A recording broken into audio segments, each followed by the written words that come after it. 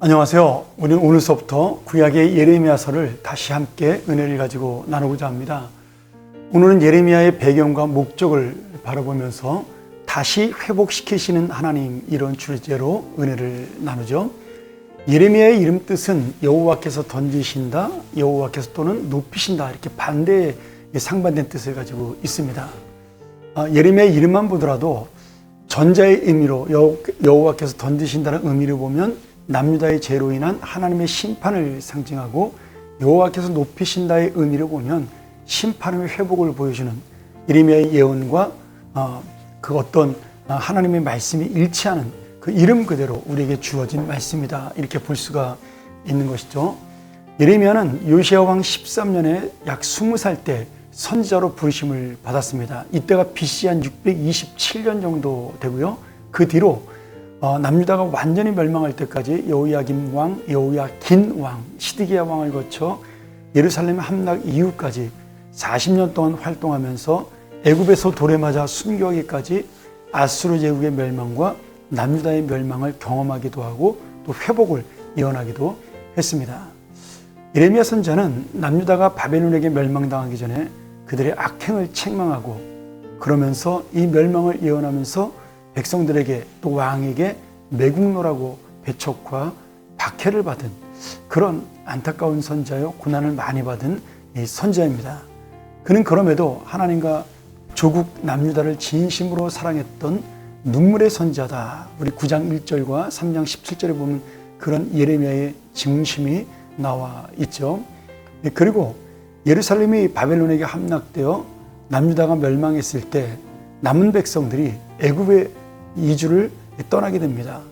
그러나 이 예레미야는 하나님의 뜻이 아니라고 그들을 만류하다가 오히려 그들에게 잡혀 애굽으로 끌려가게 되고, 또 그곳에서 우상숭배를 반대하다가 돌에 맞아 60여 세 정도의 순교했다, 이렇게 전해지고 있습니다. 바벨론 포로 생활, 예루살렘 멸망을 예언했고, 동시에 또한 바벨론의 멸망도 이스라엘의 회복도 예언한 눈물의 선자요, 애국의 선자요, 그리고 말씀의 선자요, 소망의 선지자였습니다. 예레미야서는 구약의 예언서 중에 가장 긴 내용을 가지고 있고, 긴 내용만큼이나 다양한 특징을 가지고 있습니다. 내용이 연대순으로 되어 있지 아니하고 주제별로 되어서 무질서하게 보이기도 하고 역사적 순서가 아니기 때문에 우리가 읽을 때 그것을 잘 구별해서 읽어야 되는 부분도 있죠.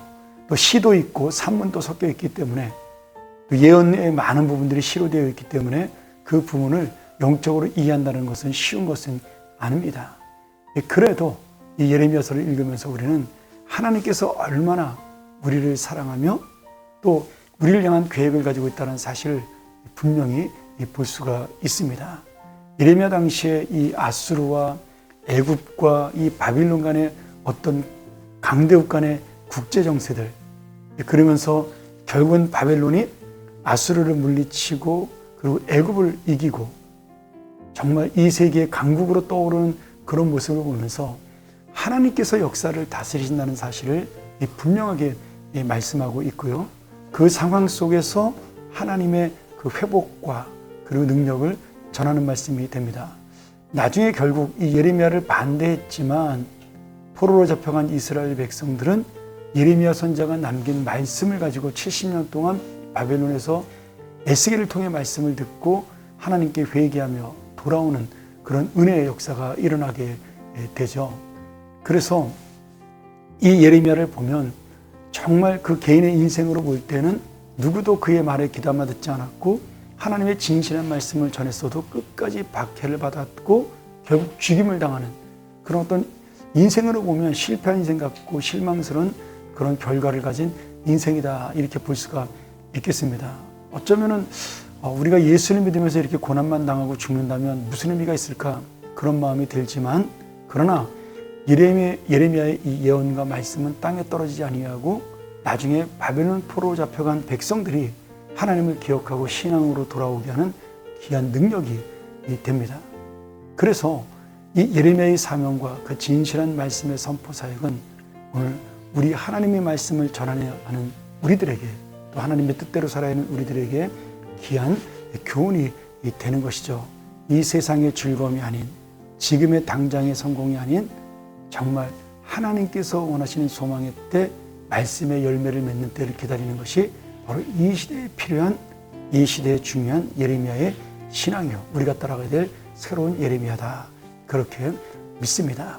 오늘 이 예레미야를 통해서 다시 한번 하나님께서는 우리를 심판하시기 위해서만 징계를 주시는 것이 아니라 결국 회복시키기 위한 은혜가 있다는 사실을 깨닫는 이 예레미야의 귀한 말씀이 되기를 간절히 소원합니다. 함께 기도하겠습니다. 하나님 아버지, 우리가 오늘서부터 예레미야를 함께 나눌 터인데 이 말씀을 통해 하나님의 강력한 책망 속에 돌아오지 않았던 이스라엘 백성처럼 되지 않는 우리의 믿음이 되게 하시고, 또 예레미야처럼 힘들고 어려운 상황 속에서도 끝까지 주님의 말씀을 전했던 그런 놀라운 사명자처럼 우리도 그러한 진정한 예레미야의 인생을 살아갈 수 있도록 축복하여 주옵소서. 이것이 바로 우리를 살리는 길이요, 우리의 후손을 살리는 길임을 다시 한번 깨닫는 믿음의 사람들이 되게 하여 주옵소서. 예수님 이름으로 기도하옵나이다. 아멘.